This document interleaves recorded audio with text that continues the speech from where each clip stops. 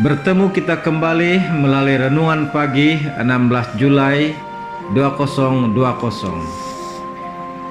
Pelajaran dari kebangkitan dan kejatuhan bangsa-bangsa adalah tajuk renungan kita pada pagi ini. Ayat inti dipetik dari Daniel pasal 2 ayat 22. Dialah yang menyingkapkan hal-hal yang tidak terduga dan yang tersembunyi. Dia tahu apa yang ada di dalam gelap dan terang ada padanya. Mari kita bersatu dalam doa. Puji Tuhan, terima kasih Bapa, karena Tuhan terus memimpin kami dan menyegarkan ingatan kami untuk selalu perlu bersama dengan Tuhan melalui hidangan rohani setiap pagi. Puji Tuhan, terima kasih Bapa. Dalam nama Yesus kami sudah berdoa dan mengucapkan syukur. Amin. Selamat pagi, salam sejahtera, salam damai dalam nama Yesus Kristus Tuhan kita. Sudah pasti kita bersyukur karena kita masih mempunyai kesempatan yang baik bersama dengan Tuhan melalui renungan pagi ini. Nabi-nabi kepada siapa pemandangan-pemandangan besar ini dinyatakan? Rindu untuk mengerti akan maknanya. Mereka meneliti saat yang mana dan yang bagaimana yang dimaksudkan oleh Roh Kristus yang ada di dalam mereka. Kepada mereka telah dinyatakan bahwa mereka bukan melayani diri mereka sendiri, tetapi melayani kamu dengan segala sesuatu yang telah diberitakan sekarang kepada kamu, yaitu hal-hal yang ingin diketahui oleh malaikat-malaikat. 1 Petrus pasal 1 ayat 11 dan ayat 12. Kepada kita yang sedang berdiri di ambang pintu kegenapannya, alangkah hebatnya saat itu, alangkah menarik keterangan mengenai masa depan itu, peristiwa-peristiwa yang olehnya sejak nenek moyang kita yang pertama melangkah keluar dari Eden telah ditunggu dan dinantikan, dirindukan dan didoakan oleh anak-anak Allah.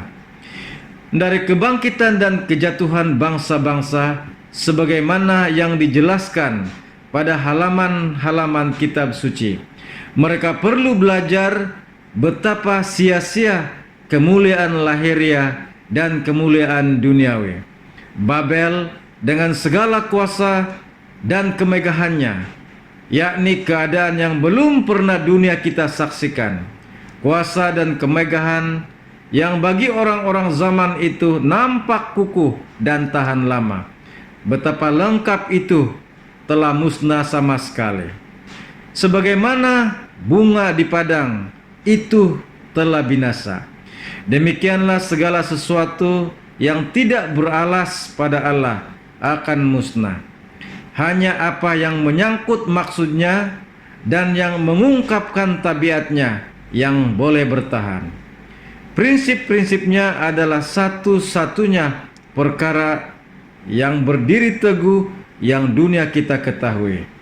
Kebenaran-kebenaran yang mulia inilah yang perlu dipelajari oleh orang tua dan muda. Kita perlu mempelajari hasil pekerjaan rentetan maksud Allah dalam sejarah tentang bangsa-bangsa dan dalam menyatakan tentang perkara-perkara yang akan datang, supaya kita dapat menaksir nilai sesungguhnya dari perkara-perkara yang nampak dan perkara-perkara yang tidak nampak, supaya kita dapat mempelajari tujuan hidup yang sesungguhnya, sehingga dengan melihat peristiwa-peristiwa zaman dalam terang kekekalan, kita dapat meletakkannya pada penggunaan yang tepat dan mulia. Jadi, dengan mempelajari prinsip-prinsip kerajaannya dan menjadi rakyat dan warganya, kita dapat bersedia untuk kedatangannya, supaya masuk dengan Dia untuk memilikinya. Hari itu sudah dekat. Itulah sebabnya pelajaran-pelajaran harus dipelajari, pekerjaan harus dilakukan, perubahan tabiat harus dilaksanakan. Sedangkan waktu yang sisa tinggal sedikit sekali. Siri membina keluarga jilid 3 halaman 168 dan 169. Mari kita bersatu dalam doa. Terima kasih Bapa, damai sejahtera menjadi bahagian kami.